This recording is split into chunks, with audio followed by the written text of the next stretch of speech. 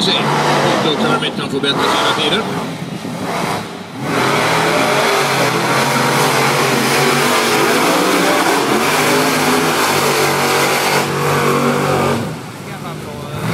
Ja. Ska vi se. Nu börjar några grabbarna åka lite fort här.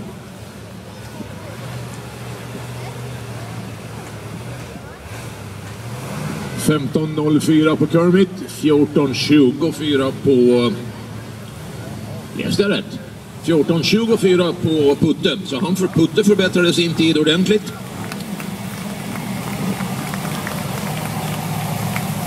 Dessutom håller han sig i spåret den här gången, så att inget kryss i den här körningen i alla fall.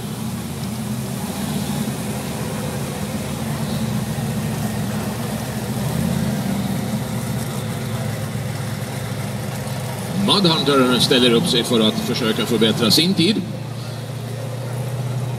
Mudhunter har